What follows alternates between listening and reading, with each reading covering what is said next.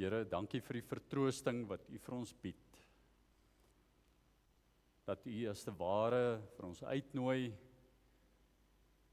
om vanoggend op U skoot te kom sit. Of by U voete te kom sit, soos kindertjies rondom hulle pa of rondom hulle ouers se stoele om stories te kom hoor. Dankie dat U vir ons innooi, Here. Dankie dat U met ons bemoeienis maak en dat U deur al die eeue en al die jare heen steeds met ons praat. Vader, dit is ons bede dat die gedagtes van ons elkeen se hart,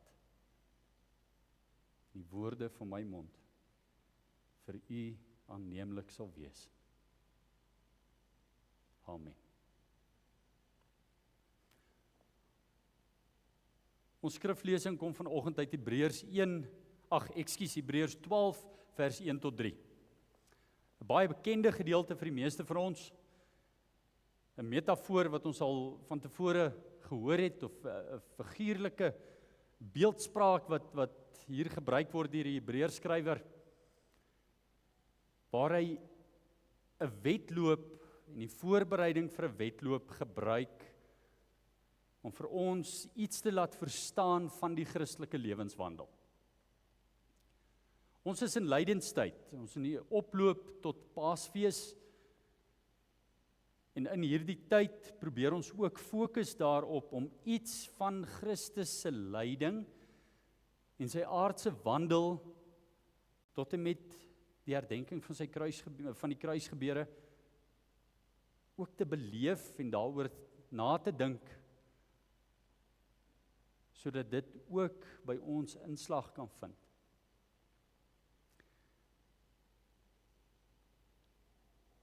Vir 'n vinnige inleiding wil ek julle nooi na iets wat verlede week en Saterdag gebeur het, toe ek, Elisha, my dogter, se atletiek gaan bywoon het. Nou sy is in graad 1, so dit is 'n groter spelery as wat dit 'n atletiekery is. Maar sy moet nou hierdie 60 meter hardloop. En voor die tyd is dit nou die hoed wat eers moet afkom, van die hoed. Sy het nou so 'n paar keer gehardloop en gesien, nee, die hoed klap oor, en nee, wag, ons moet die hoed afhaal, en die waterbottel kan sy nou ook nie saamdra nie, en die tekkies maak haar nie vinniger nie, dit maak haar stadiger. So, die tekkies is uit, en so is ons besig met voorbereiding. En toe die reisies plaasvind, nou staan ek deur aan die ander punt. Julle weet mos, die meerderheid van julle sal weet hoe dit is, of jy het self gehardloop, of jy het dit al gesien. Die pa staan daar so op die eindstreep, en hier is so 'n string van 8 paas en maas wat hier langs mekaar is, en almal se hande is net so. En die een skree harder as die ander een. En dit is my snaaks, maak nie saak hoe hard die ouers skree nie, die kinders se koppies is oral behalwe daar waar hulle moet heen gaan. Hulle is hier, kyk waar is die maatjies. Kyk waar is, en dan sien jy sommer in daai aksies hier in die ander baan. Julle sien dit, julle ken dit. Vanoggend se teksgedeelte handel nou wel nie oor 'n kort afstand hardloop nie. Dit handel oor 'n maraton.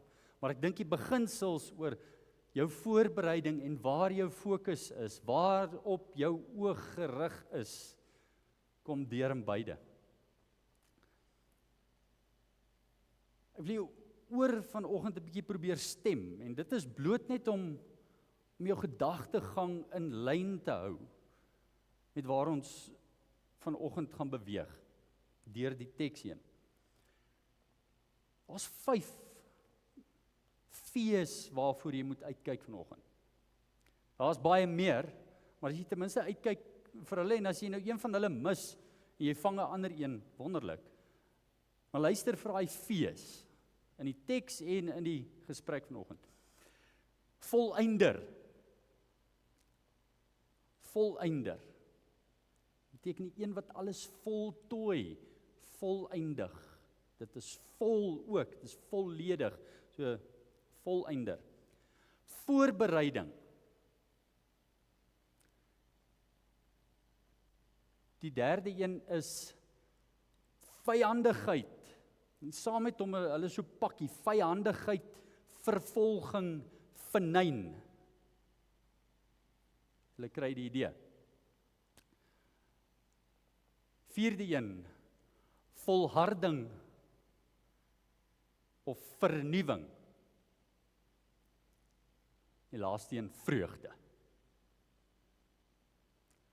So luister vir daai 5 fees, wat ek nou spesifiek uitgelig het, maar soos ek sê, daar's 'n klomp paaseiers, wat deur die erediens is, wat met 'n V begin. Luister uit vir hulle. Julle, ons luister nou na God se woord. Julle is welkom om met my saam te volg. Hebreërs 12 vanaf vers 1 tot 3. Daarom, terwyl ons ook so 'n groot wolk getuies rondom ons het, laat ons van elke las ontslaa raak, van die sonde wat ons so maklik omring, en die wedloop wat vir ons voorlê, met volharding hardloop, die oog gerig op Jesus, die leidsman en volëinder van die geloof. Hy wat ter wille van die vreugde wat vir hom in die vooruitsig gestel is, die kruis verduur het, die skande daarvan gering geag het, en sy plek aan die regterhand van die troon van God ingeneem het. Dink inderdaad aan hom, wat so 'n vyandigheid van die kant van sondaars teen hom verduur het, sodat julle nie geestelik moeg raak en uitsak nie. Dit is die woord van die Here.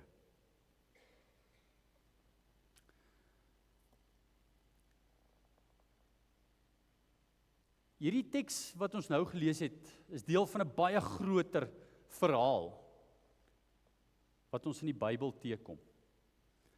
Om hierdie verhaal te begryp, moet ons ver terug gaan in die verlede.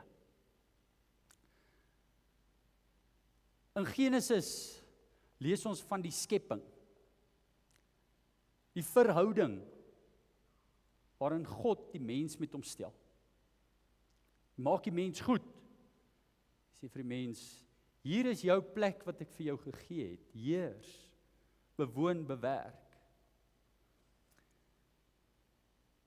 Ons weet wat daarna gebeur is sonde, straf, verwydering en 'n geskende verhouding met God en met die wêreld, met ons naaste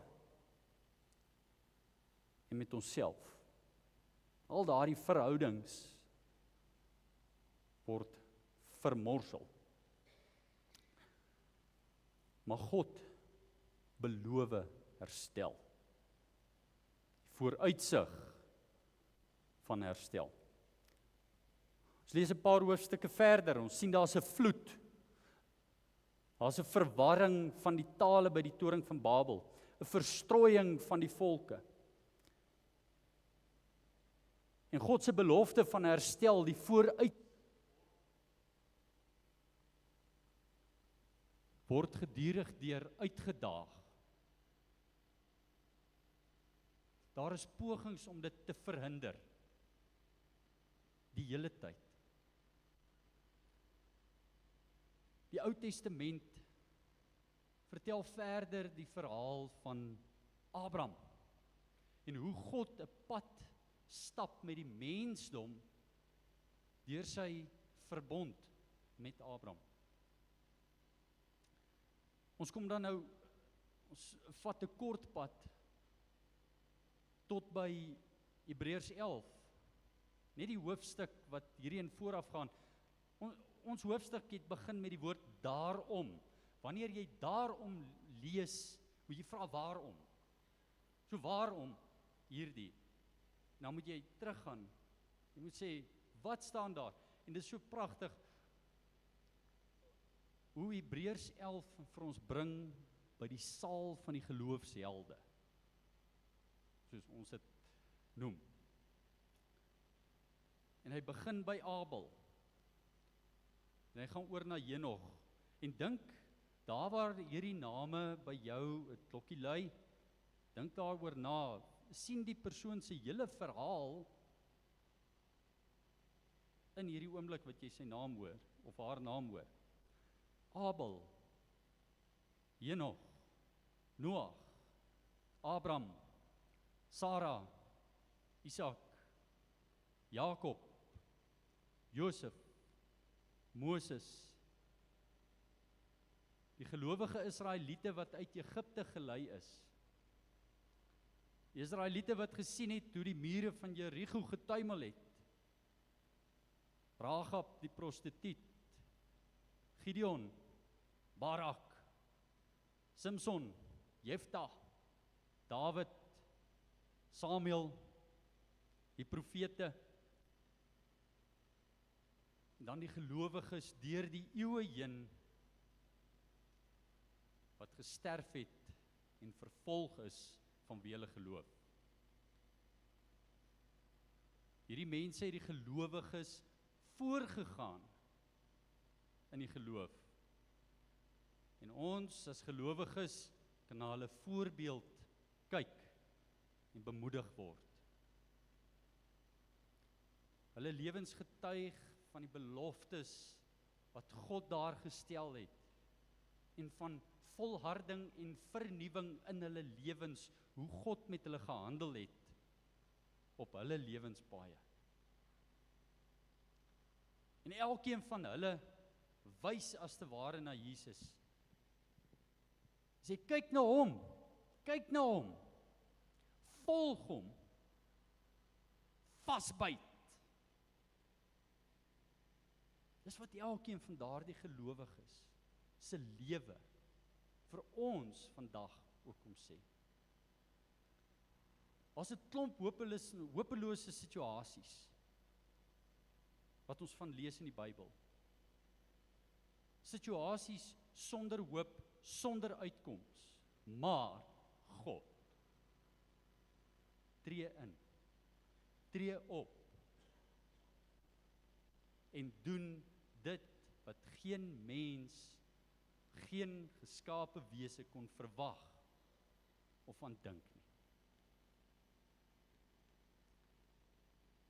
Al hierdie stories en verhale kom by 'n punt in die geskiedenis waar ons oorbeweeg van die ou verbond na die nuwe.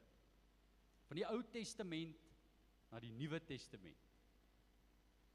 Wanneer Christus gebore word. Nou hierdie groter verhaal waar binne dit alles plaasvind, is nie net gebonde tot ons wêreld wat ons kan sien nie. Ons is as te ware deel van 'n kosmiese oorlog. Ons het dit vroeër gesing. Van ons stryd is nie teen vlees en bloed nie, maar teen die bose magte, teen die sonde, teen die sondige een, teen ons vlees.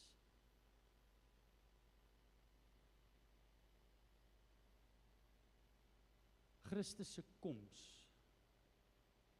loop uit op die vernietiging van die vervolger. Efesiërs bring die groter prentjie vir ons ook in fokus. Efesiërs 2 vers 17 tot 23 lees, dan bid ek dat die God van ons Here Jesus Christus, die Vader van die heerlikheid, vir julle dit sal gee. Geestelike wysheid en openbaring wat in die kennis van hom bestaan. En dat die oë van julle harte verlig mag wees, sodat julle kan insien wat die hoop is wat sy roeping bied, wat die heerlike rykdom van sy erfenis vir die heiliges behels, wat die onvergelykbare grootheid van sy mag is, vir ons wat glo ooreenkomstig die werking van sy groot krag, wat hy uitgeoefen het in Christus, toe hy hom uit die dood opgewek het, en hom laat sit het, aan sy regterhand in die hemele, bo elke owerheid, en gesag, en mag, en heerser, ja, bo enige naam wat genoem kan word, nie alleen in hierdie bedeling nie, maar ook in die toekomstige.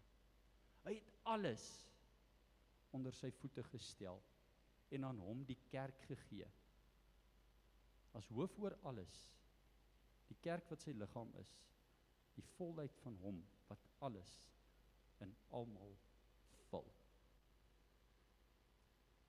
Dit is wat ons volëinder vir ons kom doen het.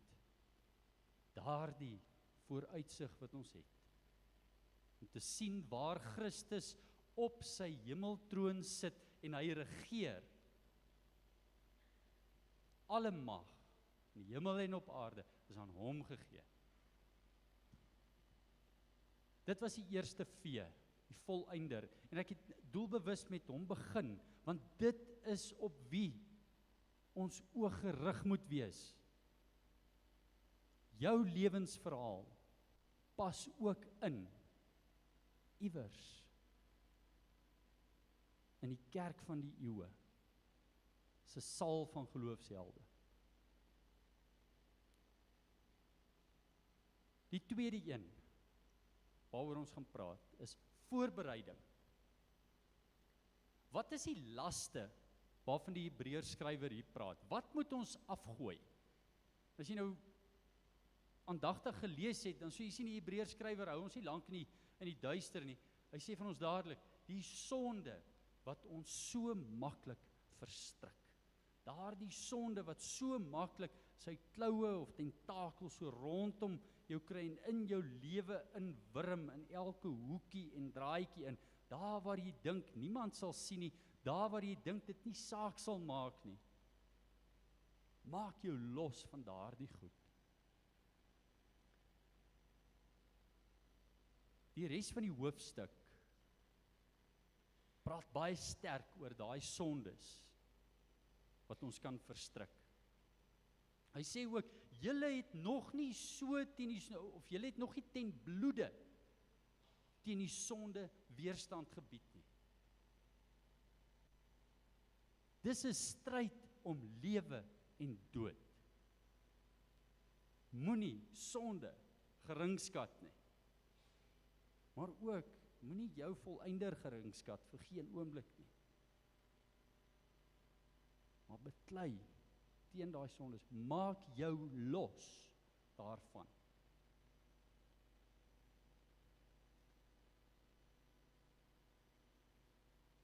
Maak jou los van enige iets wat jou verhoed om die wedloop te voltooi of te hardloop.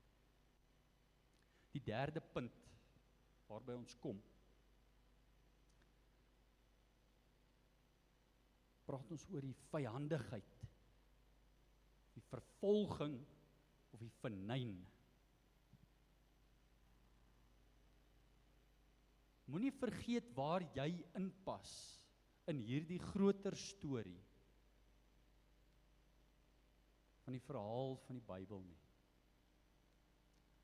As jy aan God behoort, het jy vyande. Elke gelowige is 'n teken van God se volmag en almag om te red wie hy wil. En die bose magte kan dit nie verdra nie. Daarom is ons lewens in hierdie gebroke wêreld vol moeilikheid, vol uitdagings, vol vervolging, vernyn en vyandigheid.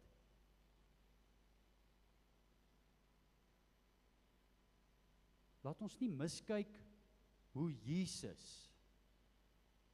hierdie vyandigheid getrotseer het en deurgemaak het in die oploop tot sy kruisiging.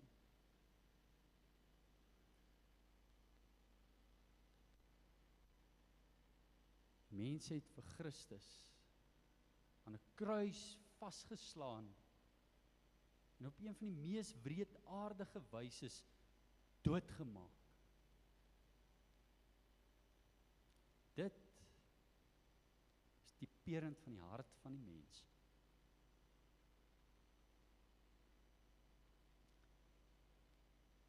Wie is sondaars, kan jy vra? Want wanneer ons hier lees,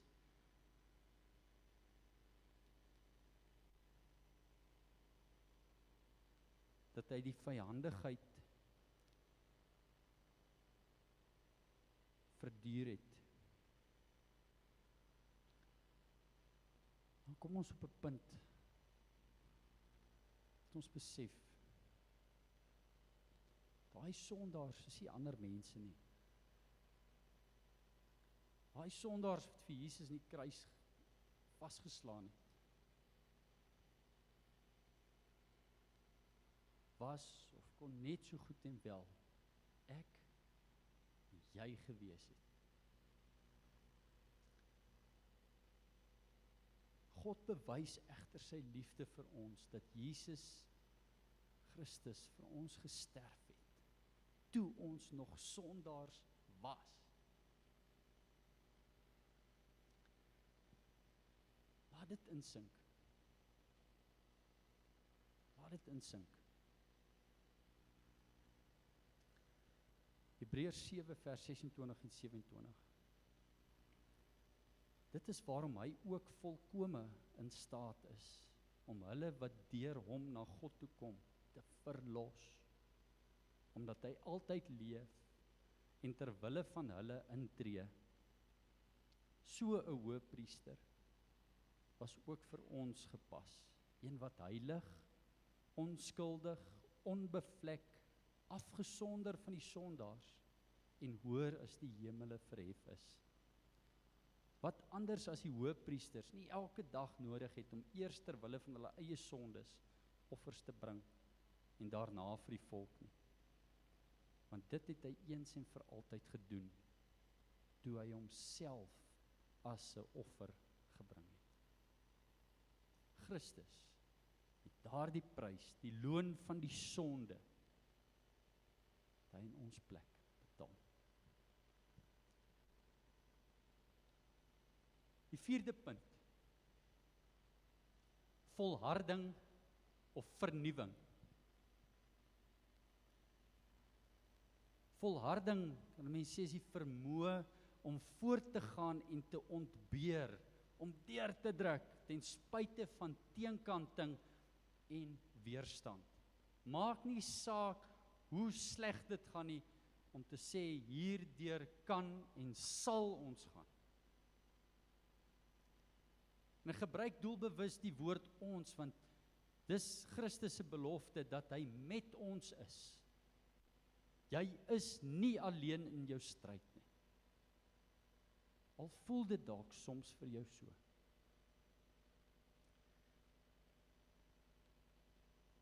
Romeine 5 vers 3 tot 5 sê, maar dis nie al nie, ons beroem ons is bly daaroor, ons beroem ons ook op ons verdrukking, omdat ons weet verdrukking bewerkstellig volharding, en volharding lei tot betroubaarheid, en betroubaarheid tot hoop, en die hoop beskaam nie, want God se liefde is in ons harte uitgestort, deur die Heilige Gees wat aan ons gegee is.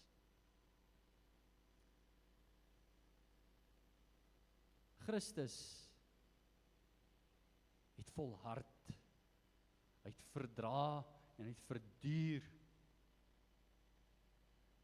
die verskriklike pyniging, die lyding en al die seer wat ons verlede week in die erediens oor gepraat het. Dit het hy deurgemaak. En dit dien vir ons ook as 'n voorbeeld. In hierdie proses van volharding en vernuwing vorm dit deel van ons heiligmaking. God is besig om met elke een van ons, elke een, 'n pad te stap. 'n Pad waarop daar moeilike tye gaan kom. Waarop daar mooi tye gaan kom. Waar daar uitdagings sal wees en waar daar uitkomste en vreugdes ook sal wees. Maar deur dit alles bou God in ons in, om ons meer en meer te vernuwe, heilig te maak, soos wat hy heilig is. Dus kyk weer na die groter verhaal. God is besig om die mens weer as beeld van God te herskep. Die laaste een. Vreugde. Dit is dalk 'n goeie punt om op af te sluit. Om te sê, daar is vreugde. Want ons kan maklik vasval in die dik sand van al die uitdagings en die swaar kry en die negatief en die moeilik. Maar daardie vreugde wat vir ons in die vooruitsig is. Daardie vreugde wat Christus ook in sy gedagtes, in sy hart gehad het. Om vas te byt, om te volhard. Dis daardie selfde vreugde wat vir ons daar is.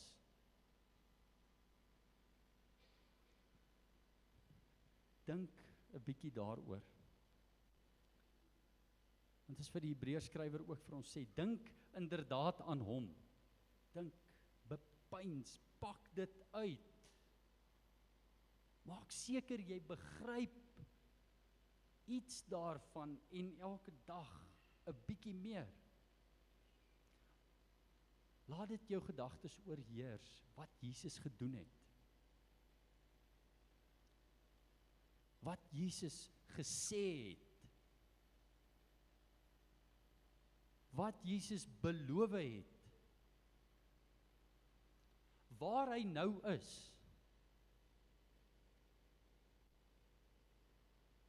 Daar's 'n mens met 'n liggaam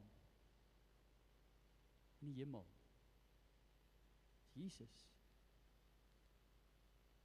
Dit gee vir ons hoop. Dit gee vir ons hoop dat ons mense ook daar kan wees.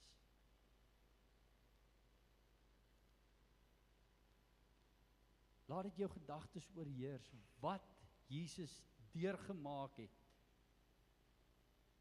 Wat hy in jou lewe doen. Wat hy van jou verwag. En wat hy van jou sê.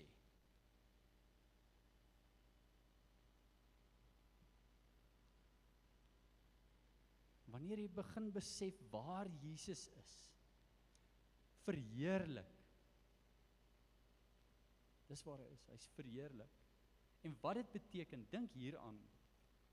En word versterk in jou vreugde en in jou volharding. Want hoor wat sê Efesiërs 2 vers 6 tot 8 vir ons. Ja, hy het ons in Christus Jesus saam opgewek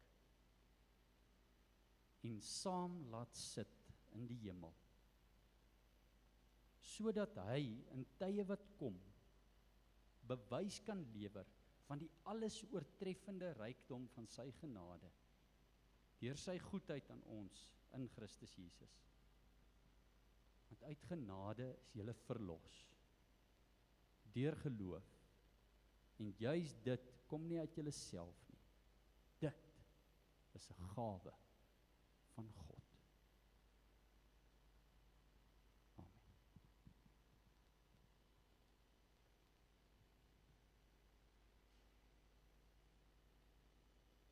Waar U verskyn, word alles nuut. Want U bevry en gee lewe. En elke storm swyg voor die klank van U stem. Alles buig voor Koning Jesus. U is die held wat vir ons veg. U baan die weg vir ons oorwinning. Elke vyand vlug en elke vesting val neer. Naam bo alle name, hoogste Heer. Vir ewig is U heerskappy. U troon staan onwankelbaar. Ongeëwenaarde krag is in U groote naam. Jesus, U is die oorwinnaar. Die duisternis word lig deur U. Die duiwel is deur U verslaan. Dood, waar is jou mag? Waar het jou angel verdwyn? Jesus leef en ek sal lewe. Die skepping kniel in diep ontzag. Die hemel juig voor U, ons koning. En alle magte in die hemel, op die aarde of onder die aarde, weet wie regeer. Naam bo alle name, hoogste Heer. Vir ewig is U heerskappy. U troon staan onwankelbaar. Ongeëwenaarde krag is in U groote naam. Jesus, die oorwinnaar.